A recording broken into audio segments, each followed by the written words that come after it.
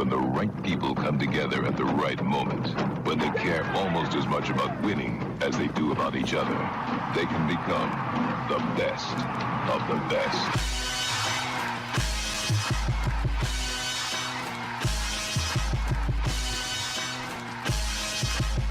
Welcome to the best soccer show, the best soccer show in the whole world. Here we go! It's the best soccer show. Jason Davis, Jared DuBois, live after the United States takes down Morocco 3-0 in Cincinnati, Ohio. We are here to talk about, Jared, what I think, look, there is no perfect game. Clearly that's unattainable. But there's not much more you can ask for from that, right? I mean, that's about as close as you're going to get. I had a streak in the early 2000s that I would consider maybe close to a perfect game. Well, nevertheless, undocumented as far as I'm aware, unless somebody was following you around with a camera. Nobody hurt. Number Nobody one. hurt. Nobody hurt. That's really all I cared about coming out of this game is nobody getting You hurt. want to do the checklist? I know this is off the top of the dome piece, but let's do the checklist. You ready? You ready for this? Nobody injured. Go ahead. What's the next one? Got to see some players I haven't seen before. Okay, good stuff. Good stuff. What else? Got to see players I've never seen before in positions that we need filled. Okay, that's a very nice one. Yep. Okay. What else? Anything else? I saw that you can only go to Cincy so many times before people stop showing up to the stadium. Oh, that's mean. That's not. You shouldn't say things like that. Listen, you can't go. You can only go to the well so many times. What about an excellent performance from the most important attacking player in the team? What about that one? How can we put that on the checklist? Christian Pulisic showing up and showing out. I thought you meant Luca Della Torre because I thought he was so good. Well, he wasn't. I was trying to think, what is Luca Della Torre? Luca Della Torre he's a bootleg Pirlo. Like he's so smooth. Pirlo. Dude, he is so smooth, man. Like he's like an Alfa Romeo, a nice Pinot Noir, all these things that are just super smooth. I love watching this guy play. And listen, we got to see Brendan Aronson play in midfield. The kid got a goal. The kid did all right. But honestly, in that position in the field, he's third to me still. I mean, are you playing him in front of Weston McKennie? No. I think what you said already is true, that we saw some players. I mean, we saw some players we hadn't seen before, and we'll get to those guys, but we also saw players we know in positions of need, and those are additional positions we can add to their repertoire, right? So Brendan Aronson, we think of him as the first choice off the bench to spell Weah or to spell Pulisic if we think of those guys as starters. Certainly Pulisic is a starter. I think Weah is probably a starter, goal or not tonight. Brendan Aronson may not be in a starting lineup with those two guys at the forward position, but now not now. It's one game, it's small sample size. Let's not get ahead of ourselves. Yeah. But in certain circumstances, you can throw Brendan Aronson into that midfield. Now, I actually think Brendan Aronson and Weston McKennie might be a better combination than Aronson and Musa. But what we saw tonight was passable. There were moments, right? Like I said, it wasn't a perfect game. And certainly, the first 6 or 7 minutes, the U.S. was dominating. They were pressuring Morocco. They were creating chances. Morocco got their foot on the ball. They found some gaps. There were some gaps, right, in the midfield. They especially figured out how to hit those switches when it was usually Anthony Robinson was pushed up high, and the U.S. had to scramble to figure that out. Or the other side, actually, I think, with Reggie Cannon as well. So, there were some things, but I think we saw good evidence that Brendan Aronson can fill that role if needed. Yeah, I think there's definitely some confusion on the Cannon-Aronson side of the field. I think there's a number of times defensively that they didn't know who was going to cover which is player. Understandable, I think, considering. True, and I'll be honest with you, the first 20 minutes, I was worried about Brendan Aronson defensively. I think he got exposed a few times defensively, and maybe that's because he doesn't normally play in a position with a lot of defensive responsibility. Yeah, but I think as the game went on, I think he averaged out way better. He's a front foot pressing player. He's not a contain and defend That's player. Great in a 4-4-2. In your 4-3-3, he has responsibilities. I'm sorry. And people keep saying, leading up to this game, because Berhalter put the announcement out yesterday who his starters are going to be. Aronson's going to play the 10. Aronson's going to play the 10. There is no 10. There's no 10. Anyone that's feeding you that in a 4-3-3 is preying on the fact that you're dumb.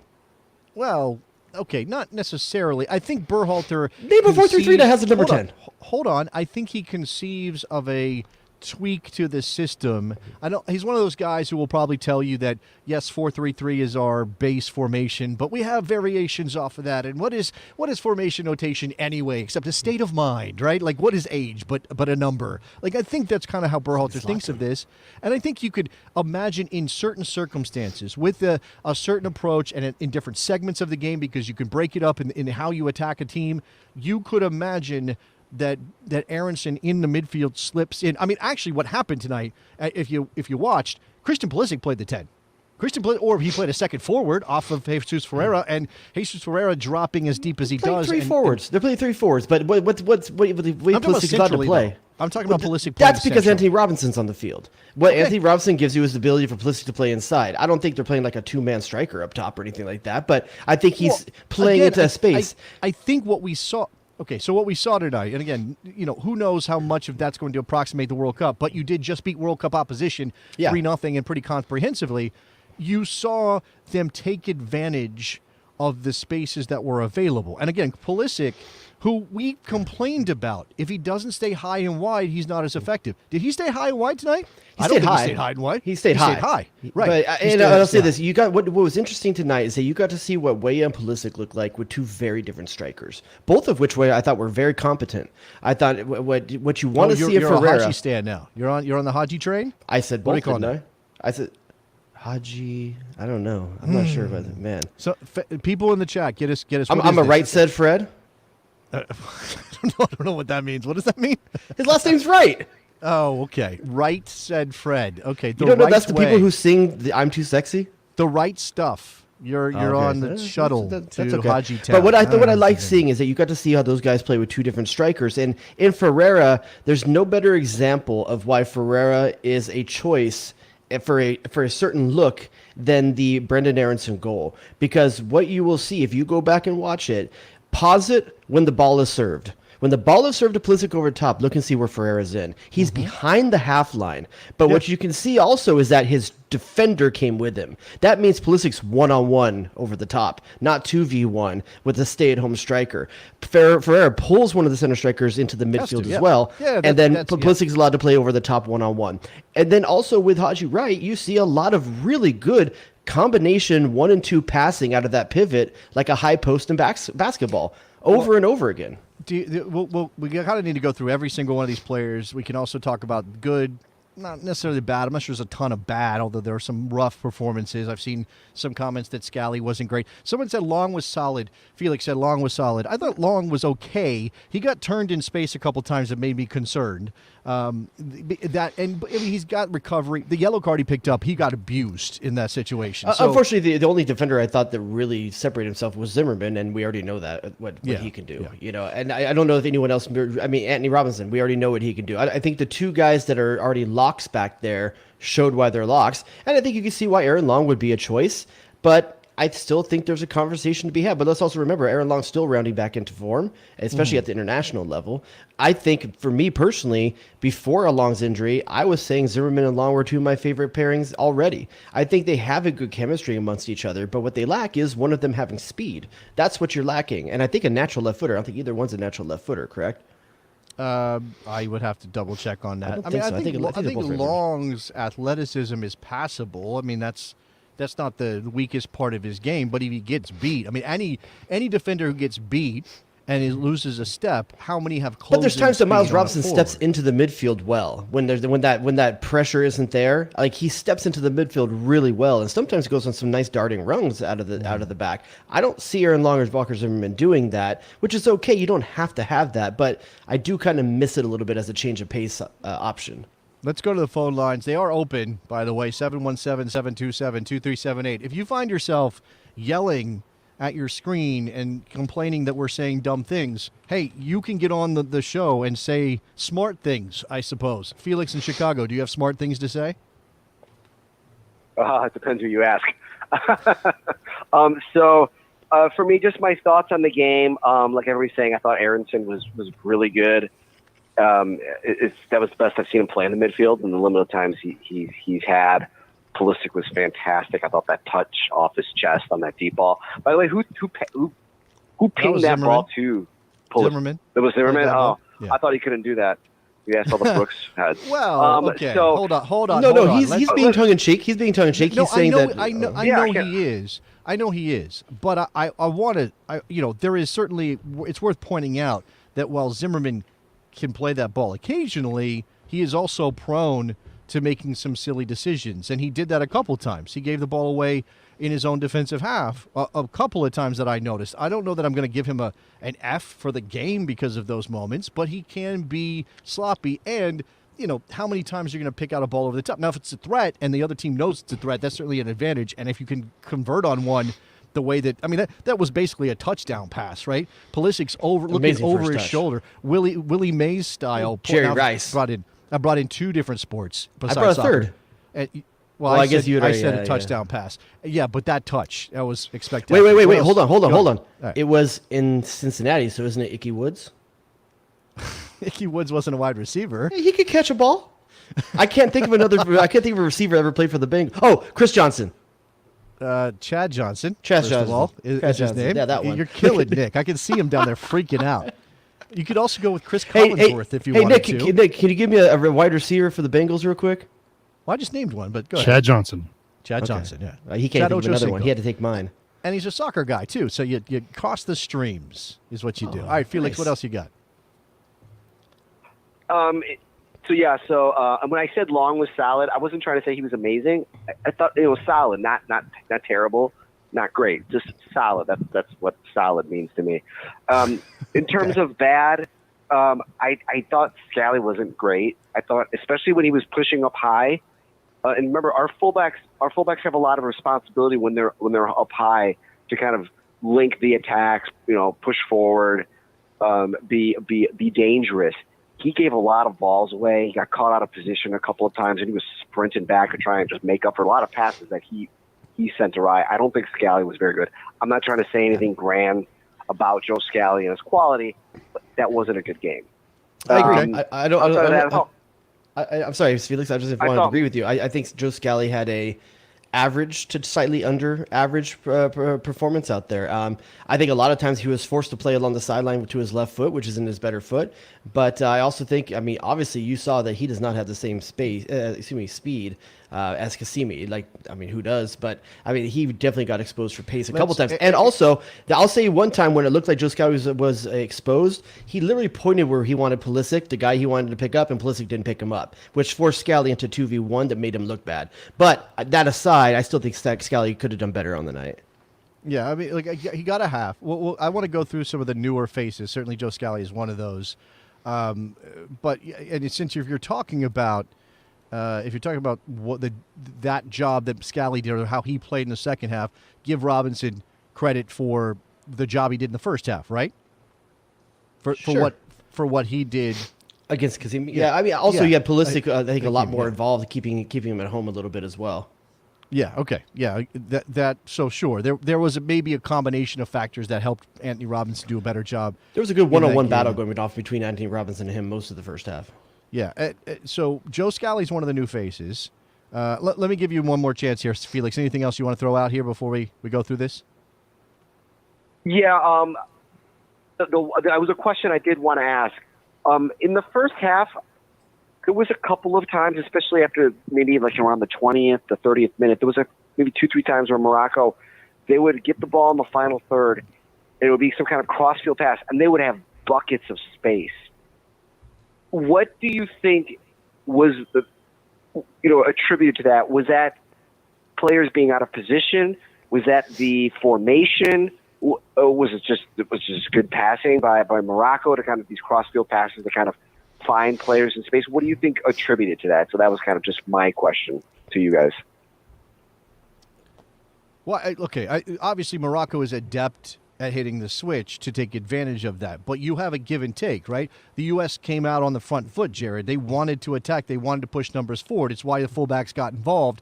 That obviously puts pressure on Morocco, and what happens if you push your fullbacks up? You leave gaps in behind, and now your center backs Berhalter have likes to come play in. a press first of all. So if you're going to play a press, you're going to be compact into the center. So if you have the ball on the Morocco has the ball on their right hand side, you're going to have everyone push to the whoever's on the left hand side for the U.S. Excuse me, the right hand side for the U.S. is going to be in the center of the field. They're going to be okay with a cross field pass because while that ball is in the air, guess what you get to do? You get to shuffle to the other side and be in position. Now, sometimes you don't get over there fast enough and the switch is too good. But I think by design, Berhalter would rather have the field compact to the side that has the ball and live with the fact that there might be a cross that comes over the top and you just change where your press is in the meantime. I think he's okay with that. Okay. Yeah. Anything else, Felix? Well, thanks, guys. Enjoying the show. Appreciate it. 717-727-2378 is the phone number if you want to get in here on the Best Soccer Show. USA 3, Do you want the Morocco quote 0. from Priscilla Pulisic after the game talking about the crowd? Do you want the quote?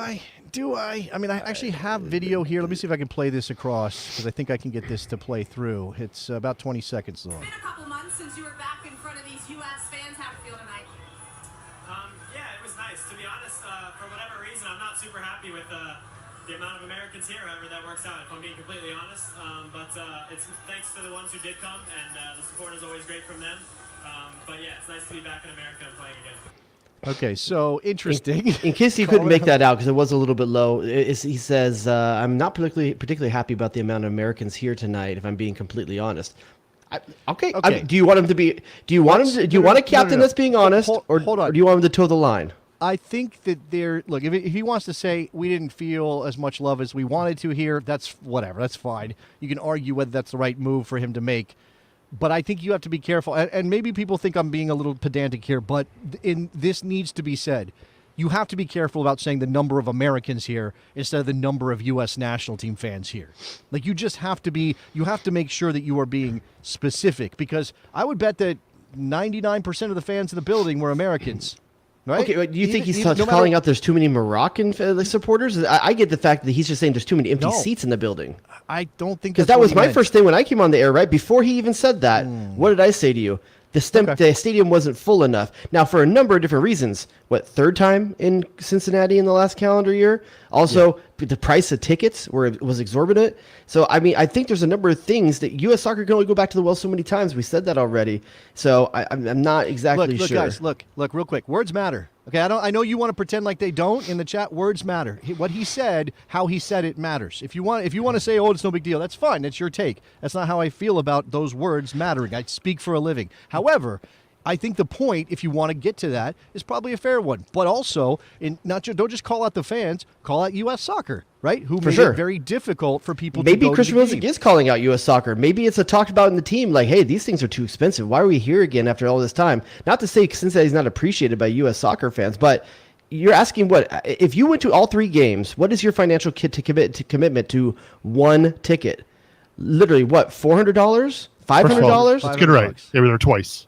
Not three times. They were Sorry. twice. Mexico. They've gone to Ohio so many times. Maybe I should say it differently. I apologize. They went to Columbus. They also went to Columbus twice. I apologize. If I'm not mistaken. But if you went to all of those, if you're a red-blooded American soccer fan in Ohio and you went to all three of those games, how much money did you shell out for one ticket this year? Look, I don't think that's the Ohio thing. Yes, it's going back to the same well again. It's fine, whatever. I think there's definitely criticism to be made there. But I also think that the main criticism should be, why on earth are you making it impossible to go to a friendly in June, 6 months before the World Cup? Why aren't you making it easier? Expensive? And you're not talking about, hey, we got to maintain home field advantage against Morocco because this is an important game. No, it's a money grab. Who cares? Now, while we're on the subject, though, do you want to go to Jason from Ohio on line one to get that perspective? Okay, sure. Let's go to Jason from Ohio, who was at the game. Jason, you're on the Best Soccer Show. What's up? Hey, Jason. Hey, Jared. How you guys doing? What's up, buddy? What's up, buddy? Good. A couple things, and I'm going to piggyback on the Pulisic comment because that's what you guys are talking about. Sure. I think it might have been a good thing that they played in an environment like that tonight because it was, quite honestly, it was a hostile environment at times. And, you know, for a young team like this, it was good to have them be in that kind of environment. I do think Pulisic is right. I think U.S. Soccer needs to shoulder a lot of the blame for that environment tonight, but I don't think it's necessarily a bad thing. Okay, so when you based on you being in the stadium, and by the way, Jason, can you turn off your radio? Yeah, I'm gonna mute Jason. Jason, if you can fix that, turn off the show so that we don't get the feedback. Go ahead. Yeah. So, Jason, then my question to you is, we've just had a few different reads of that. Is it against Americans not showing up? Is it about too many Moroccan fans? What's from being inside the stadium, having the same experience Christian Pulisic did? What do you feel he was saying in that moment? Go ahead, Jason. To be honest, I think it's U.S. Soccer. I think it was priced out. I know what I paid for my ticket for my seat tonight, and that was like 1/10 of what. That was 1/10 of what I spend for my season ticket for my MLS team. So, for a friendly in June, I mean, yeah, I made the outlay because it's a short drive from my house to go to Cincinnati to see the game. But I understand why people did. Hold on, Jason. Hold on. If it's a short drive, why do you need GPS in the background? I'm just trying to beat traffic, Jared. Sorry. Hey, it's all good, buddy. You're always looking. You guys use Waze or whatever. You're always looking for. I'm always on the Waze, baby. Yeah. Jason, I appreciate the perspective, man. I Thank use Google Maps, but that's all good. Jason, let's move on. I don't want this show to be hijacked. I know Pulisic just said it, and I know it's definitely an issue, but I don't want this show to be hijacked by that. I want to talk about the game, the performance, your take from being in the building of how they played tonight. Honestly, I like the way we played tonight. Yeah, there were a couple errors at times. We left a lot of space.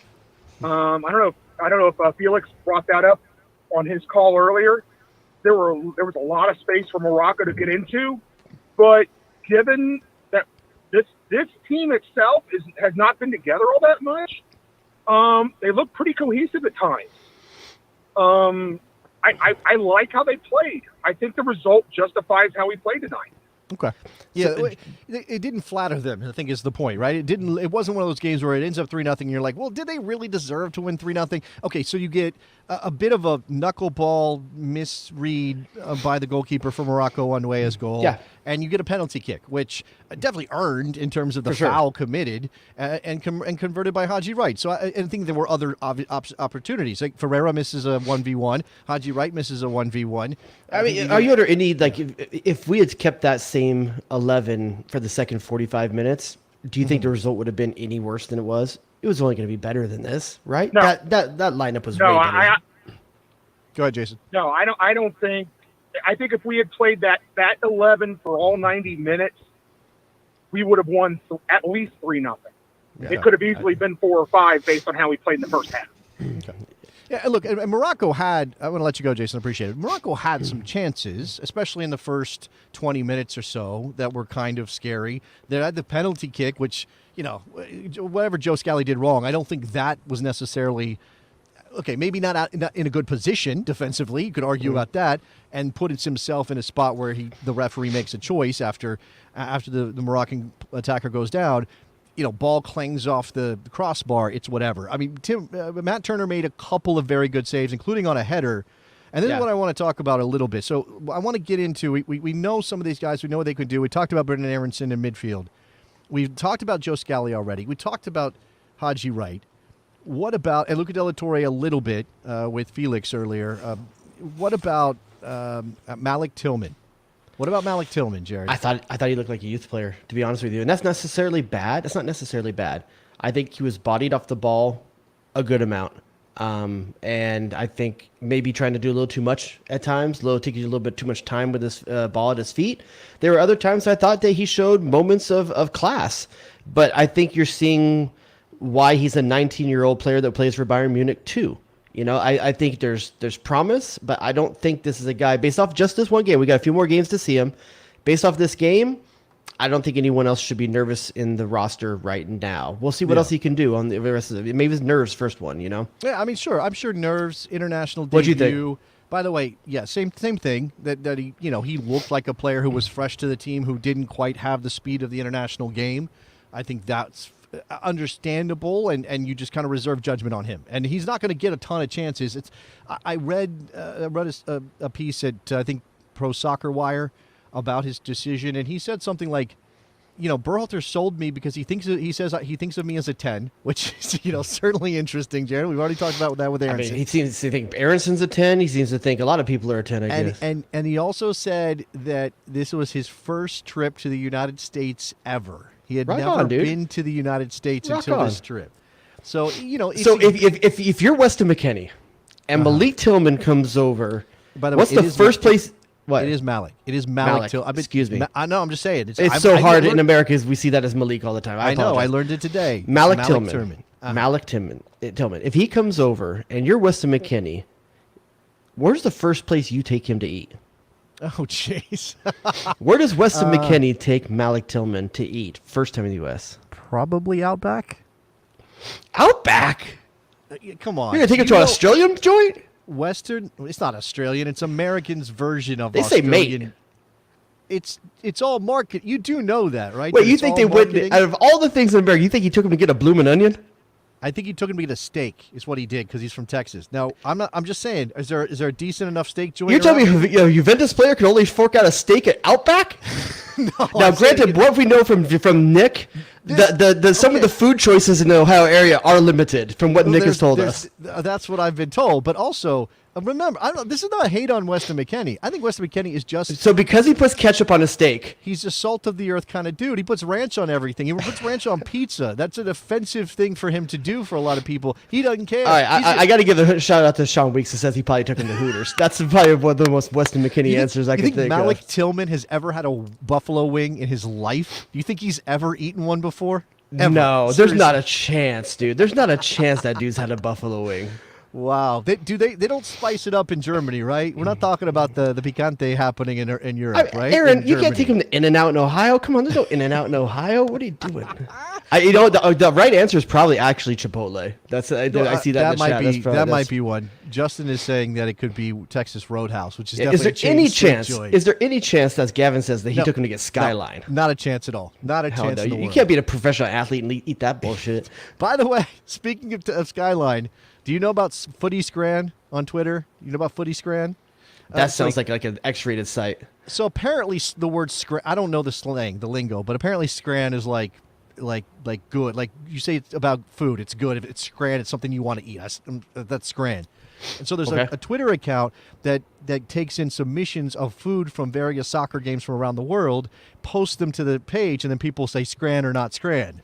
And they'll put the price, and they'll have it'll be like the corn dog with the chipotle mayo and all the weird stuff we do here, and then it'll also be like fish and chips or whatever, the meat pies, all the stuff they do in England. They posted Skyline. So they put Skyline on there because I guess you can get it. I'm sure you can get it at TQL Stadium. Got to get the local Nick fan, is fuming right now that we're about to insult his stuff. I'm not insulted. Did I say anything about it? Did I say scran or not scran? The first response was scran. And like I said, that sounds like it's supposed to be a good thing. Somebody was stepping up for That is Skyline. the most American thing he could probably have given Malik Tillman, though, is Skyline Chili. I don't know if there's a more American dish than that. Well, if you're going to do it, if you're going to introduce him, don't do the spaghetti plate. Do like a dog. Put it on a dog. Okay? I'm just saying, if you want to make it American that's representative of places other than Cincinnati, Ohio, put it on a hot dog. Don't put it on that. The cheese and with the 2-way, the 3-way, the 8-way. All right, so Malik Tillman was fueled by Outback Steakhouse tonight. That's one of the reasons he probably looked like he got pushed off the ball a little bit too much. Let me ask you a question. I want to talk about. I'm going to give you an either-or kind of thing right here. Okay, it's not a pick your poison. This is more of a 3-way thing here. The 3 players that came in at halftime. I'm gonna give you both names, and you tell me if it was an improvement or not an improvement over the person they replaced. Three different names. But 3 names. Okay, you say 3 names that came in at halftime. Oh, you're going to give me the player they replaced. Cameron Carter Vickers over. It's for. No. Say it. Please say it correctly. Cameron Carter Vickers. Cameron Carter Vickers. Cameron Carter Vickers. Something more refined. Cameron Carter Vickers came into the game. Yeah, you can go high class, dude. I'm having mine with a pint. Going BBC, received pronunciation. Cameron Carter Vickers came on from Cameron Carter Vickers or Walker Zimmerman. Better game. Walker Zimmerman had a better game than Cameron Carter Vickers, yes. Joe Scally, Anthony Robinson. Anthony Robinson had a better game than Joe Scally. This is the hardest one, though. How'd you write Jesus Ferreira? Better game. The difference there is that you're judging them on different things, I think. Agreed. Which I would say Ferreira had a better game than Haji. I know he scored. I know he had a chance. I know he was in good spots. I think Haji Wright had the better game, but I think Ferreira did more for the team. I think Haji Ferreira would impress me more as a player individually. Exactly. With the ball and with I'll tell chances. You what, that dude is Josie out the door frame with speed that Josie never had. Haji Wright is fast. That's fair. For a guy that big, he is fast, man. So, and I think, like I said, I think Haji Wright had a better individual game, showed me more of who he is as a player. Jesus Ferreira executed Berhalter's plan, and that might get him on a starting lineup for the World Cup. Yeah, I think that but it's both. You know what I'm saying? Like, it's not like Jesus Ferreira leading the league in goals in Major League Soccer. By the way, isn't Jeremy Obobese tied with him? Is that what I heard? I can't remember what the stats are right now. Obobese's been playing great for San Jose, even though they're a mess. So there's that. I don't think Obobese's playing his way back into the national team picture. Is he playing from a center striker in San Jose, or is he out wide? I can't remember what he's playing out there. No, he's playing through the middle. I think he's playing through the middle. Okay. But Ferreira is going to be in this team, barring an injury and barring Ricardo Pepi scoring 5 or 6, 7 goals going into the World Cup period. I just don't see. And even then, probably Ferreira's in the team. Haji may have just jumped over Jordan Pefok, though, right? I think that's pretty. Even though Pefok was there's a thing here that's intangible that we have to talk about with Haji Wright too. Pulisic and McKinney want to play with him. Yes, that's true. They want to play with him. This is their guy. He fits the culture of the team. Think back in the day to the Freddie Adu, Josie Altidore, Michael Bradley. Like, there's like those guys that come up together. They want the other guy that they played with and they have a chemistry with and they have a relationship with to succeed. Yeah. They don't always do it, though.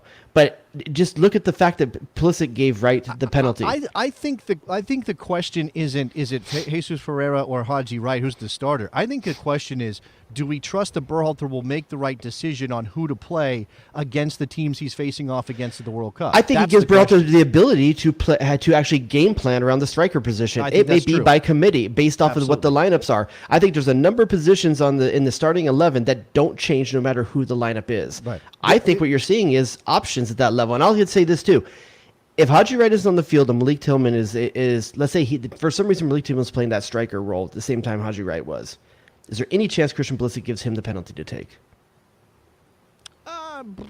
Maybe as a debutant. Maybe not a chance, dude. You're saying this is just Pulisic's trying to give his boy give him a leg up, man. That's his boy. That's his guy. Yeah. And Pulisic would probably be in whatever meeting he has, whatever review of the game he does with Berhalter, he'll probably say, "Hey, did you see Haji? Look at Haji. He was out there, cooking a little bit. Let's keep him going." So we're gonna see. I mean, look, order-wise, it's going to be a different challenge, right? It's going to be a different kind of game, especially through the midfield. By the way, I mean that's where maybe you worry a little bit is if McKennie's not fit enough to play from the start, and he's probably not going to be based on what we saw today. Adams, I think, can be effective. Actually, Tyler Adams is an interesting question in terms of his performance tonight. Did you notice him in any particular way, good or bad? Defensively, like tons of really good tackles, good interceptions. I mean, covering into space for fullbacks. I thought he had a good game, to be honest with you. Okay. I think on the ball, he did a good job of starting a lot of the attacks from possession. I think Tyler Adams had a solid game. I think maybe he was asked to do a little bit more with Musa and Aronson on the field. So every once in a while, maybe he was exposed a little bit, but he was asked to cover a lot of ground with those two players. Unlike when it's McKennie and you have someone that's going to be kind of between helping you out a little bit on the defensive side. And I think that's one of the things you saw when Luca De La Torre came in for Aronson. I liked Luca more in midfield than I liked Brendan Aronson. Easy for me. Easy. Not that Aronson did anything wrong. I personally think that Luca De La Torre gives you more in midfield in terms of two-way play, possession, distribution, and even at times movement of the ball forward. I think Brendan Aronson gives you more energy, more pace. I think he's better on the dribble to beat a guy. But I think I don't know. For me, that's also what Musa's supposed to be doing. We're not talking about good or bad, a binary on that. We're talking about roles. And we're talking about how the team and the way that they play, especially through the midfield, changes based on the skill sets that you're talking about, right? That's what you're saying. I mean, yeah. I watched Luca De La Torre take the ball. And Musa had a couple of these moments. Musa's issue is that he is not a great passer, right? He's not one who's going to pick a pass from midfield. What he he's going to do the is ball see by a moving lane. the ball himself. He sees a lane and he goes. He's like a running back. It's impressive when you see it. Yeah. Yeah, there were a couple times when, and the hair on the back of my neck stands up, and I get that tingle. But it doesn't mean that he's effective for 90 minutes or 75 minutes or whatever you're going to need from him if there aren't those opportunities, and especially if the midfield is congested in ways that limit his ability to do those things. So if you have, and it's not to push Yunus Musa out of the lineup, again, in combination with Weston McKennie, I think he can be very, very useful. But if you have another option, and maybe Luca De La Torre is that, if he's the guy, and again, this may not be, here's our locked in. I actually kind of get frustrated with, is our starting midfielder. We think of those things, but Berhalter's probably not thinking of it in that way. What Berhalter's thinking is, who do I have that I can trust that is going to do the job necessary to help me beat this team that we're facing today? Not overall, write it in pen, here's my first 11, and just pick that team. Every time I see Luca De La Torre, I'm like, how is this guy not one of our true stars in Europe? How is this guy only playing in the Eredivisie? He didn't have a great, after he got into the national team picture, he didn't have a great finish to the season, and Heracles went down in the Netherlands. What I wonder, though, is that free him up for a move? That's what I don't know. It probably does, but I'm not sure what the market is on him. I mean, he's not a guy with a huge profile, and he was playing at a smaller club. Can I do a quick depth check? Because we moved on from the striker position. I just really real quick want to go back to it because I want to do a quick depth check, and I want to tell me, I'm going to give you either or, and you tell me. I want to find out where Haji Wright is. And you started doing a little bit, so I'm going to give you some names, okay? So, like, Haji Wright or Josh Sargent, which one would you take right now? Haji Wright. Haji Wright, Daryl Dike. I haven't seen Daryl play effectively in so long. I'll say Haji Wright. And I think let's assume healthy. Which one are you taking? Haji Wright. Closest equal to equal, though, in terms of body style, but he has a pace that Daryl Dike doesn't have. Daryl Dike is a beast up there, and I like that option. It's just and maybe he's too static for this team, right? Maybe that's the problem. Haji Wright, Jordan Pefok. Haji Wright. I mean, I feel that's kind of rough on Pefok, but For I do think Haji Wright's more dynamic. And again, we only saw a little bit with the national team tonight, but you've seen it in Turkey, or his record speaks for And let's itself. not say Now, this is not who's going to work up. I'm just asking you, who do you Pefok. want to see more of if you had to make a choice for Yeah, you? right now, if you're asking me who I want to see, it's definitely All right, let's get to where it gets good. Haji Wright or Ricardo Pepi? Wow, that one's tough. That's tough.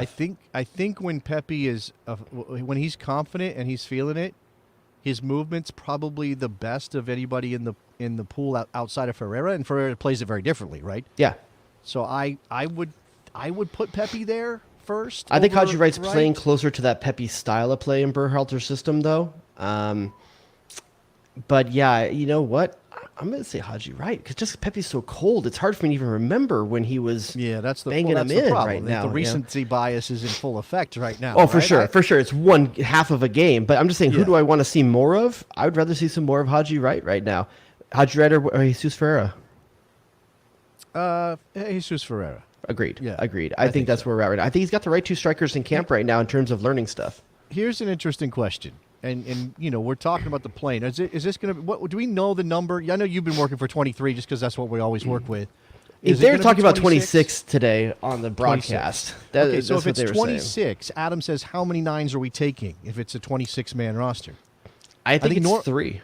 I think it's probably 3, right? It's 3 because you have the cheat code of you could play Weah there if you had to. Like you have a few different options where you could force guys into that if you absolutely had to. If you have to break glass in case of emergency, you do have a couple of guys who can step into that spot. Yeah, especially if they said and if Jordan Morris is one of your guys, that's another option as well if you had to.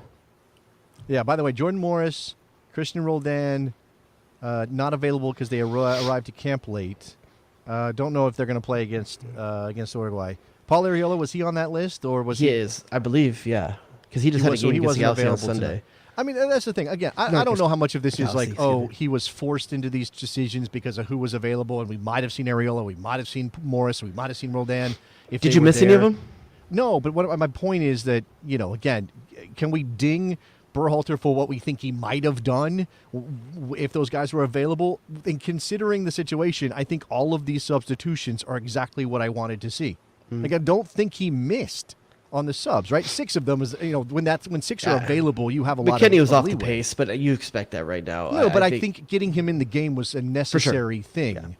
to get him reintegrated and get his fitness back. To be honest with you, the substitution that looked the most out of depth was Ariola either did dress, by the way. Malik Tillman or Scally. Those were the two that looked the most out of it. And maybe Berhalter knows something about Scally we haven't, because we've all been wanting to see him, but didn't show well tonight. Are you up 3-0 at that point, or 2-0, whatever it was, when those players came on? I think so. Scally got a full half, so it was 2-0 at that point. Scally got a half. And Tillman came on the 65th. 65th. So it was already 3-0 at that point. So there's very little pressure on Tillman. But it also means that there's more space going forward. I mean, Morocco's pushing for a goal. Like, this is where there should be more space and more opportunity to counter. But what I'm saying is, if you're going to give a debut to those players, there's not a better scenario for it. It's a friendly. You're up 3-0 at home. You're already coasting, and you already feel good about the performance you put in. It doesn't really hurt. Derek Hurd in the chat says, I trust Pepe to figure out. He's killed it at every level. He's so young. It's hard to make the jump. I wouldn't say every level. Bundesliga seems to be a problem. No. He's saying that up till this point, he's killed it at every level he's been at.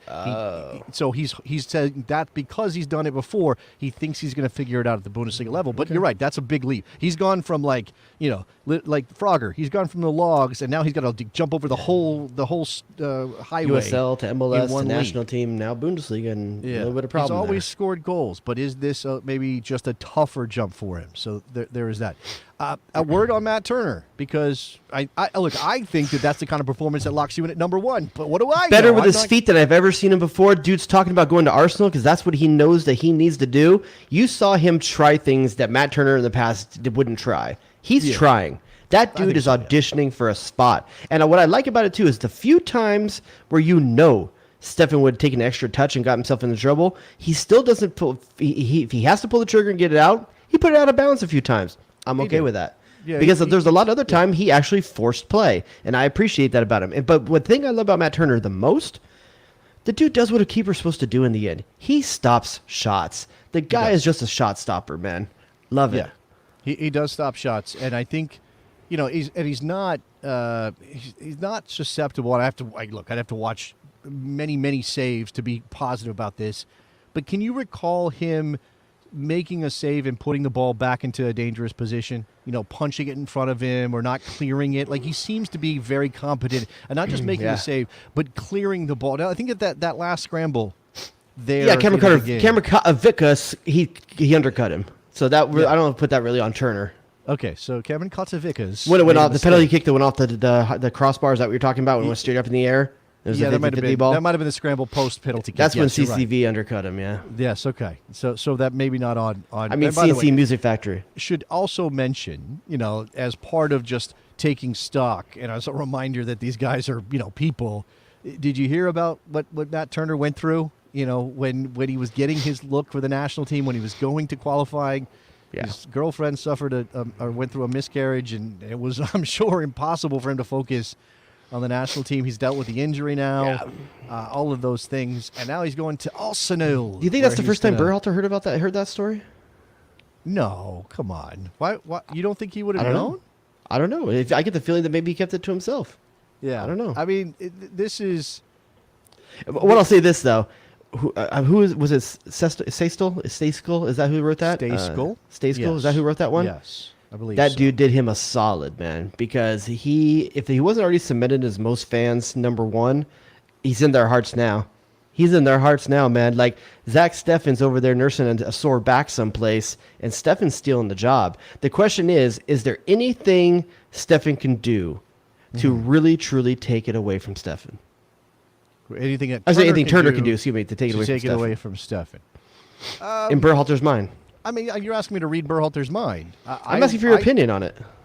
I think that Matt Turner should be the number one right now. And I think that if with Steffen out, this is the moment for that audition. Now, when asked about the number one goalkeeper spot before the game yesterday, Berhalter said, we have a luxury that we don't have to make that decision. He's saying we don't need to do that now. We have time. To me, that says the door is wide open for Matt Turner to be the number one when we get to Qatar. Now, as everybody in the chat is rightfully saying, do you worry that the guy is going to go to Arsenal and he's going to sit behind Ramsdale, who has a chance to be England's number one at the World Cup, by the way. So he's going to be battling that guy. Also for has a chance to take him out in practice.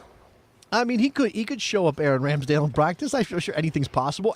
Matt Turner is a next level shot stopper. Matt Turner, I'm telling you right now, Ford the Hudson. You know what I mean? What? Wait, what? What does that mean? I don't know. Cross the Hudson. Whatever George Washington did. That was the Delaware, dude. That's the Delaware. Ford the Delaware, baby. Fording is okay. I don't know. I think it's because what's the Sully dude landed on the Hudson. I think that's why I have it in my head. Do they teach American history in California? Or are you guys just wiping it out? Not the East stuff. That stuff's weird. You only get. I know about missions. Is that right? Okay. You all got like people that make you got people still making stuff out of wood on the East Coast. Like it's 20th century, man. I don't know what that's about. What do you? It's not right. Those now, people that wear the hats. I don't know what you're talking. They ride in carriages. I don't even know what you're talking about. I think they live in don't they live in your part of the country, Nick? About Amish people. He's talking about the Amish people.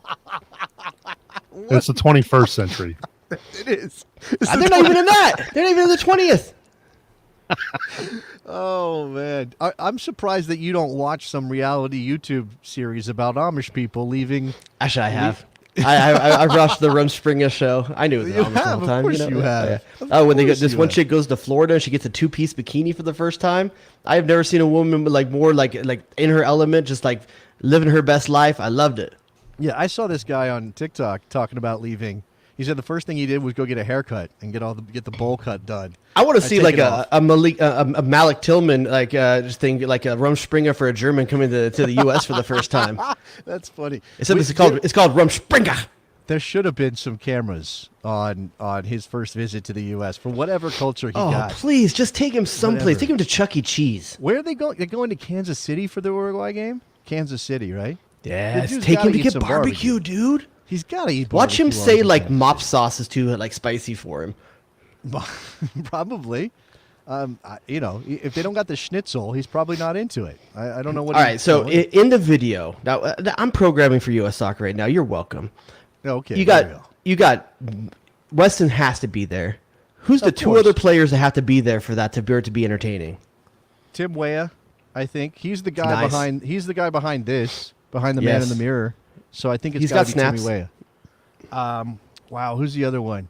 I mean, Tyler. I wonder if you have to have someone who low-key. speaks German. Well, Weston can probably, right, from his time of Schalke, maybe. I don't know. He probably has some. He probably has some German in there. I would bet. Is there anybody else? I mean, we had so many German Americans for so long. Now it's not. Now John Brooks is out of the picture. Do we have one? Anybody else? Not fully German, no. By the way, on the national team dual national front, and again, this is not one for now, which I don't think Malik Tillman is one for now. There's another player. Apparently, I've seen this through several different Instagram U.S. men's national team news aggregator pages, but apparently Alex Mighton from Nottingham Forest is about to switch. I don't know if we should give Ethan Horvath dap on that, like he's the one that hooked it up or not. I think this has been rumored for a little while. He's a 20-year-old winger. He's been at Forest. He shares his for a ranch couple with him, years. just like Weston. When he gets that special delivery to the Hidden Valley, he's like, our whole country's full of this. That's how you sell Englishmen on America? It flows from the mountains into the prairies. Okay, sure.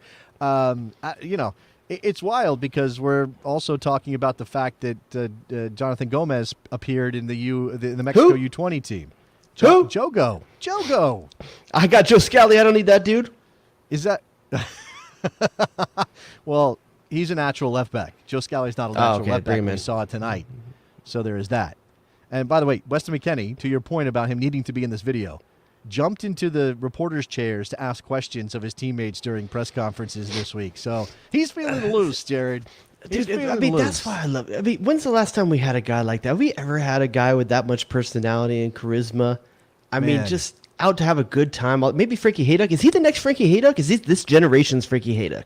Yeah, I mean, it's a totally different vibe than Frankie, but I think you're right. It's the same outgoing personality. I think there were some guys back in the day on those teams, but I don't know that anybody had look in your private chat. Look in your private chat.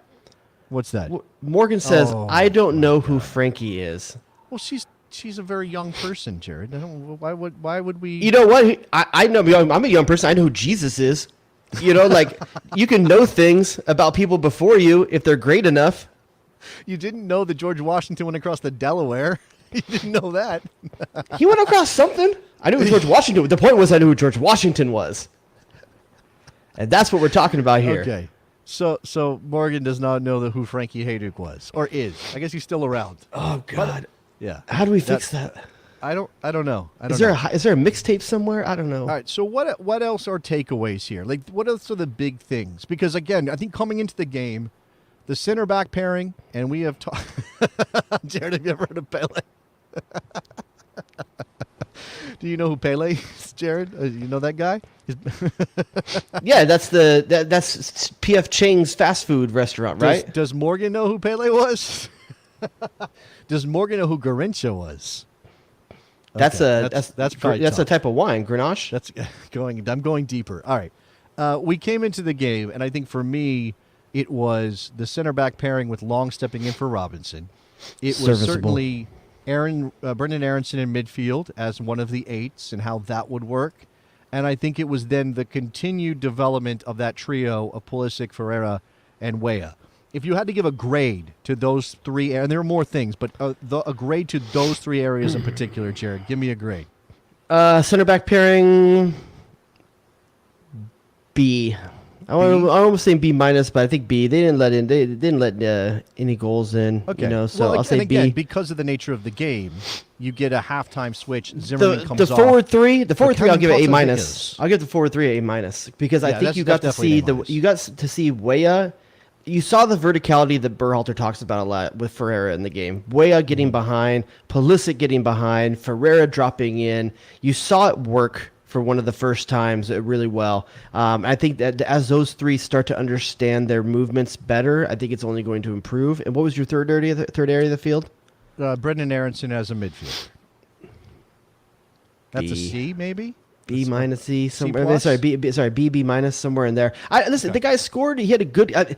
I'm probably overdoing the defensive part of it. You know, I think offensively he was really good.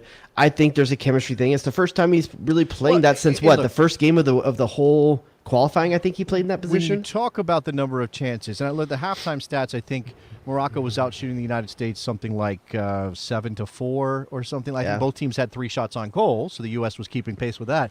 But it was like 7-4. Morocco had some shots. They weren't all great looks.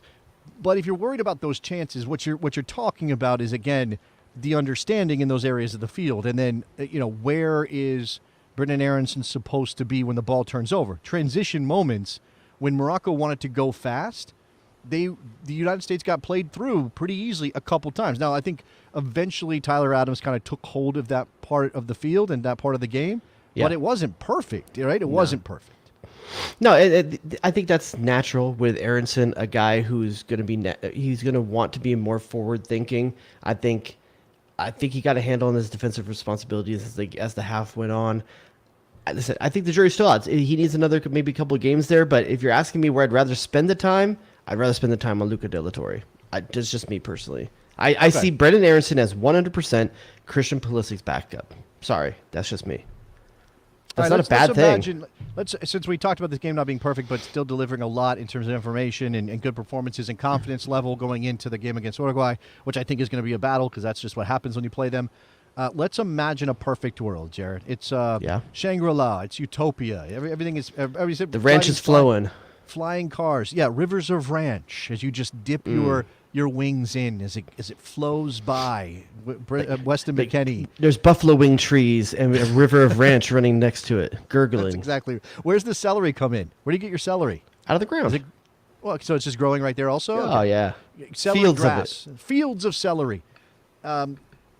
If everybody is healthy, and I don't think that's going to happen for the World Cup, I don't want anybody to be missing. If Gio gets back, he was kicking a ball around in Austin. I don't know what that means yet, that. but he's kicking a ball around in Austin. So let's be thrilled about that. Gio's back. Chris Richards is back. Serginho Dest is back. Weston McKennie is 100% healthy. I think those are the names that are missing. Yeah, right Miles now. Robinson, you can't put in that list. No, you can't. What does it look like? The Based 11? on what you saw tonight, yeah. The 11? What does it look like? A game, You said Richards is back? You said that? Wait, Chris Richards is. I think it's imagine Richards and Zimmerman. I think that's the center back pairing. It's Turner in goal. It's Anthony Robinson on the left. I think it's Serginho Dest on the right. We didn't really talk about Reggie in this game. We didn't. I did say I thought the relationship between Aronson was a bit rough at times. I think the defensive cover there and who was marking who got confused a few times. Outside of that, I don't think he was defensively bad or anything like that. I think going forward, he's done better in the past than he did tonight. So that would be my back line. I put Des there. In the midfield, I'm going MMA until proven different. Okay. I think so it's with Luca Della Torre as the backup. Okay. So MMA with Della Torre first off the bench. Is Kellen Acosta in this camp? He is. He didn't Okay. get on. I thought he was going to get on the field for Adams, and he didn't. So Yeah, it was surprised to see Della Torre Adams that go the full 90. It doesn't seem like it's No, necessary. Adams came off for Della Torre. Oh, yeah, in the excuse me. 66th. So he didn't go light for light exactly. He kind of switched. So Malik Tillman MMA comes with on. Luca Della Torre as the backup, and then front line for me, I'm going Pulisic, Weah, and I think it's game specific for the other one, but I'm going to go Ferreira for now because it seems like you get the best out of the other two strikers, even though I think Haji Wright is showing well. I just gave you a perfect world, Shangri-La, Rivers of Ranch, and you did not put Gio Reyna in your lineup. Are you leaving him out? Oh, I forgot about Gio, excuse me. That's what I'm saying. So you got an issue here. Does Tim Weah come off for Gio Reyna? Tim Weah gives you something very different than what Gio gives you on the wing. Does Gio step into the midfield and push out Yunus Musa, who does things that you need dynamically and defensively? You can't take Christian Pulisic off, and you. That's a hard thing to say because if I was going to pick anywhere, I would pull off Musa and put Reyna in there. But we haven't really got to see that much. Right, we don't know what that looks like. We've seen him in the Weah spot way more. Do you think, and they're different players, certainly Gio Reyna is much better on the ball, and he is more of a 10 profile than Brendan Aronson is in terms of his skill set, even though you don't necessarily have that in a 4-3-3 of this nature. But do you imagine that if Aronson gets a run in central midfield tonight under Berhalter, that he's open to that idea of using Reyna in that spot at some point? Maybe, but it's weird because Aronson and Weah play very differently. I've said Aronson and Reyna, played very different. Their style of play is not even close to being the same player. No, they're not. It's odd. You're not really seeing. You're seeing a different player in the midfield, but you're not seeing a player. I think Luca Della Torre is way closer to the type of player Reyna is, to be honest with you, in terms of passing, control, distribution. I think that's way closer to Gio Reyna. But, oh, man. I think Reyna's on the bench until we can see what position he's best. I would say he would potentially be there for Weah. I don't think Weah's done anything to lose the job. No, definitely not. Definitely not. I mean, that's a hard thing to say. I think Reyna's a better player, but I haven't got to see enough, man. It's so little. Right. I think Reyna is a better player than Weah, but that doesn't necessarily mean he pushes Weah out of that right forward spot. And Derek is saying it kills him that Aronson's not on the field. He's not going to be on the field if everybody is healthy and available. He's not, at least to start a game. Again, he's an option, and he's a game changer, and he's a pest. And there will be games when you're like, oh, I don't know if these center backs can play out of pressure. Well, let's go sit. And here's the good news for you: if you're a Reyna and Aronson fan, the good news for you is in a first round of a World Cup, 3 games in 9 days or something like that.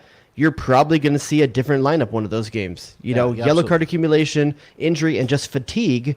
In that many games in a time frame, you're probably going to get a chance to see some of these guys starting in the first round of the World Cup.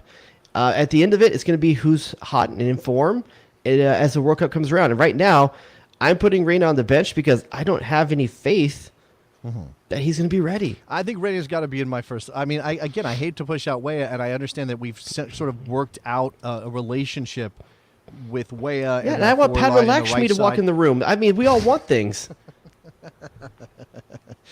Okay, I just think I think the World Cup is about game-changing players, and I think Reyna is a game-changing player.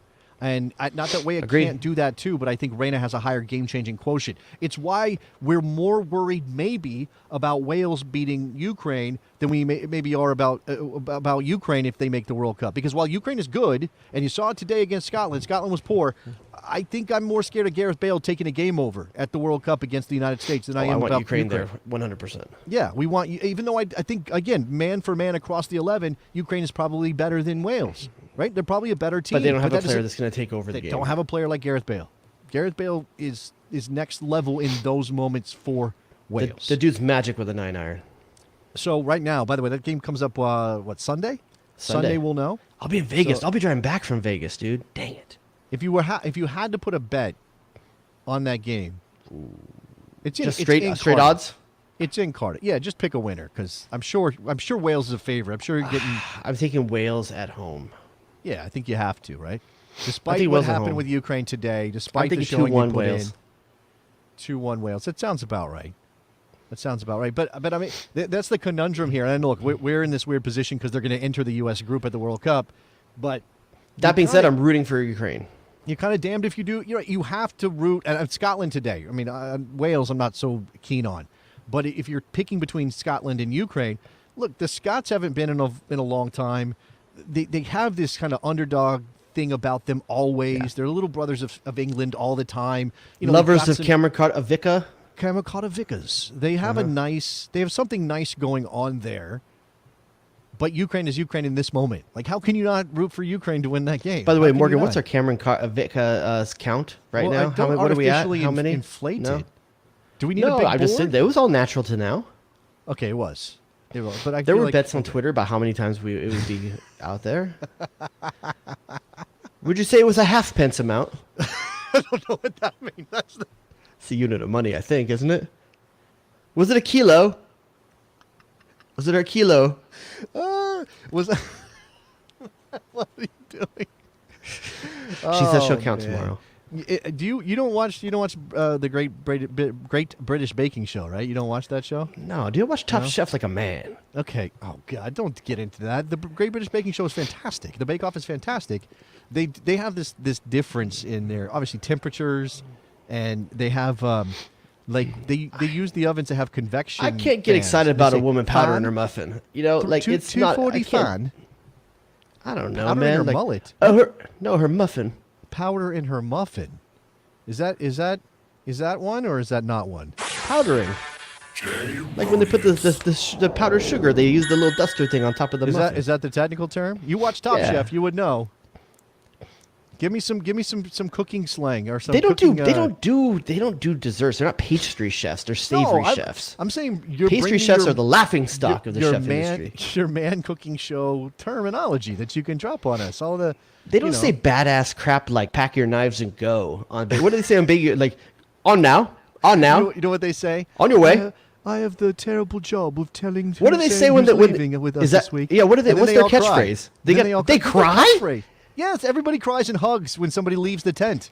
That's because they have feelings. What if it gets on the cake? Which is hilarious because the British are generally speaking very buttoned up. Like just they don't. They don't have a catchphrase when you're gone. No, I don't think they have. Like you've been annexed. we have colonized you. That's the opposite. You keep it then. That's right. You've been kicked out of the Commonwealth. Yeah. You're no longer allowed in here. I went to the Downton Abbey movie with my wife just to get out of the house. She had just watched the entire series of Downton Abbey, and I don't mind that stuff. I'm kind of into it. Used to watch it back in the day. They don't. There's no emotion in that show. They just look at each other, and that's like, it's so wild to watch it as an American because I can just break out laughing when they're like, oh, yes, oh, okay, and then they leave the room. Like we would be screaming at one another. Somebody break something. Somebody throw something. Somebody get a knife. Damn it! Like in Top Chef, chopping isn't Chopped another one? You watch Chopped? I don't watch Chopped. That's for Top Chef. That's for chefs that couldn't make it on Top Chef. I didn't know there was a hierarchy. Oh, there's a hierarchy. All right. Any other final thoughts on this Chopped game? is the shadow squad of Top Chef. Is that right? Shadow Squad. I'm glad we don't need to be talking about Shadow Squad right now, right? We're okay? Shadow Squad's kind of in the lineup, man. That's right. So, and I do know that. Let's remember that COVID's still a thing because there are games and teams that are being affected by that. So Haji Wright might be the most Shadow Squad player ever. Dude, like someone called him the lefty from Turkey. The guy's like, no, wait, hold on. I almost said like Stranger Things spoilers. Are people not caught up on Stranger Things? I should not say anything. I haven't started dang yet. it. Don't do that. All I know is people are freaking out. Wait, you haven't about the started Kate like Bush song. season 1? No, I haven't started the new season. Okay. What's the statute of limitations here? Like, it's been out a week. When can I talk about it? Almost a week, not even a week yet, I guess. I'd give it another week. I think 2 weeks is probably where it's at. All right, never mind. I got to find time. All right, Haji Wright's the most Shadow Squad like player ever. Dude wasn't on the We radar. didn't even have him on the Shadow Squad. Yeah. He was like Shadow Squad, like triple Shadow Squad. Darkness. Like the upside down shadow squad. Like not even in this plane of existence, right? That's right. Okay. Then let's wrap this up. So the United States beats Morocco 3-0. Goals from Brendan Aronson, Tim Weah, and Haji Wright on the penalty kick. Fantastic night for the boys in Cincinnati. Maybe not so fantastic a night for the fans. Based Rest on what in peace, Jordi Mihalovic. Christian Pulisic has said. I feel like we have a duty. I don't know that he has anything necessarily to add except for perhaps defending Skyline Chili once again. But I feel like we need to bring Nicky. I mean, he didn't go out to the game. No, he did not. Well, he wanted to be here for us. Like he had to be here to help us out. So let's get Nicky Soup and Sausage on the show because I don't know. I just want to see him. Where you at? Get here. The Sausage King of Chicago. At one point, he was the reddest I've ever seen him before. He had me in tears tonight. What? Oh, it was a laugh. It wasn't being angry. Might have been the Bloomin' Onion. The Bloomin' Onion had me rolling. That might have been the one. But no, I was pretty fired up. He's got the sash. When I couldn't think of a Bengal player, is that when I got you fired up? No, I got fired up because of Christian. Because of Christian Pulisic saying something about his as our resident Ohioan, is that what you guys are calling yourselves? Yes. Ohioite? Ohioan. Okay. What's your take on it? Does it hurt? Man. Is it personal? I took a little personal. I don't think he was taking a shot at Cincinnati, the city. I think he was just, I don't know what he was thinking, honestly. I blame it on Frankie Amaya. That's a scapegoat. You can do that. But sure. Yeah, I mean, look, I get everybody hating that the game was in Cincinnati. I know there are other cities that want the games, other fans that want to see the U.S. I get it. I mean, tickets are outrageously priced. They are ridiculously priced. It's rough. And it's also, believe it or not, a school night still in Cincinnati. True. So I'm not trying to make excuses, but I don't think it's on Ohio. I don't think it's on Ohio at all. I think it's on U.S. Soccer. I think Christian maybe directed things at the wrong target. That's my opinion on this. I think, and maybe he's not going to say anything about U.S. Soccer because he's in the camp. There is also the thing about with U.S. Soccer, did you guys watch the piece they did on all the logistics stuff behind the scenes at U.S. Soccer that they put out this week on YouTube? It's a really good video showing all the things that have to be done. And one thing I was like, well, maybe this is why they picked Ohio, because I'm watching. It's like the familiarity and how to pull off a game at a venue. Like, let's say they came out to the Rose Bowl. When's the last time they played at the Rose Bowl? Like Gold Cup 8 years ago or something like that? Like Bob Bradley's last game. Yeah. Do you know what the logistics of that going to be? Is it just easier to pull it off in Kansas City where you've played, in Austin where you've played, in Cincinnati where you've played recently? Like, is it just easier? And that's why they're doing it. And I understand that. Just say that. I get that. It's logistically easier because we've been there recently. We know exactly what we need. We know how to pull it off. We know how the lights work, the cameras work, everything. Say that. But then also don't take advantage of the fans by pricing them out of going to the game then. Because you've already asked so much of them already in the last year. And it is a two-way street. I think U.S. Soccer is treating it like it's a one-way street right now. It has to be two ways. This should be a celebration of this team. The tickets should be cheaper so you fill the stadium and you could celebrate them as they go off to the World Cup. Because they're not going to get that send-off series like they usually get. This is it. We're there now. Yeah, I agree. So, yeah, it was a little frustrating. I said he was typing the whole time. I watched him. Yeah, I was doing something else. I don't care about this right now. I mean, we might talk about Appreciate it tomorrow. No, look, again, my take. No, here's what it is. He doesn't want to waste all his good flavor for his radio show tomorrow. All his thoughts he's saving for that. All his hot takes is saving for that. WNBC. My hot takes. Everyone out there, record what I just said. Some version of that he's going to steal and take it to his show tomorrow. My passion, my flavor. Yes, exactly. That's exactly what I do. Am I going to argue with you that I don't? Yeah. All right. Let's wrap this up. Go to the Patreon page at patreon.com/thebestsoccershow if you want more of this, more of Jared insulting me and then me ignoring him or whatever. You were ignoring me. For the record, go watch the YouTube. Yeah, I'll tell you why after the fact. Okay. It's dumb. Right, cool. I shouldn't have been pulled into something, but I still love you. Yeah. If you want to listen to the radio show, you got to get Sirius XM. And you should. Sirius XM. You can get a trial. You don't have to pay for it for at least 30 days. Go listen. Wait, are you plugging this show on that one? Why are we plugging that one on this one? Dan asked about it. Patreon.com/thebestsoccershow is for this show, and it's bonus content. It's a bonus show pretty much every week. It is the Besties Slack, the community that is just incredible, lovely people over there doing lovely things all the time. Yeah. There are some other things, perks there as well. You get to see Bonus Nick shows. turn bright red on the bonus show if you watch the video back when we post those, which is always fun. It's really good against the backdrop. It's basically what colors the U.S. should be wearing on their kits, Jared. It's the red of Nick Suberling and Man, the blue I came up with a good behind game him. the other day, a soccer-related game I think I'm going to play, which is like, I think I'm going to give you like a classic piece of soccer equipment, and you have to tell me what year it came out in. Okay. Oh, interesting. Like it's if I said like, Adidas Predators, like okay, when like that kind of stuff. We'll see. Okay. I got some ideas. This just sounds like something that should be sponsored by some gear company right now. Somebody who sells that. Morgan, you got a week to make it happen. There you go. At Besties Soccer on Twitter, at the Best Soccer Show on Instagram, and TikTok. We've got something happening too, I think. What else, Jared? Ratings and reviews, I guess. Please. Keep And that going. I think, are we going to be a normal Yeah. show for Sunday, but will also be kind of a post game as well? We will be doing a post game for that match. I mean, the game starts at 5 o'clock Eastern, so the game won't be over at 7 o'clock Eastern. That's 2 hours earlier than our normal start time. We will let you know. Stay tuned. It'll be probably tough for me to get the show I think off we're at doing normal 7. show time. I believe that's what we Okay. had discussed. Normal show That's time, right. but we'll treat it like it's a post show. 9 p.m. Eastern time on Sunday for the normal call-in show, which also happens to come right after the Uruguay game, so we'll have that to talk about as well. Anything else, Mr. DuBois? I might be broke. Any I other might be business? rich. Coming back from Vegas. We'll Coming see. back from Vegas. You might just be in Vegas. We might not even Oh, hear Daddy's from going you. hard on craps. You might be gone. All right, that's it. We'll talk to you guys on Sunday. Bye.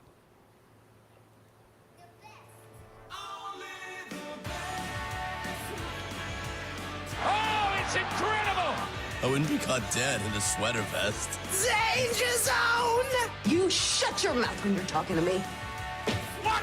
Did we just become best friends? Yep. It was there. Oh, here we go. Saucing them up. Hit him, wet. Danger zone!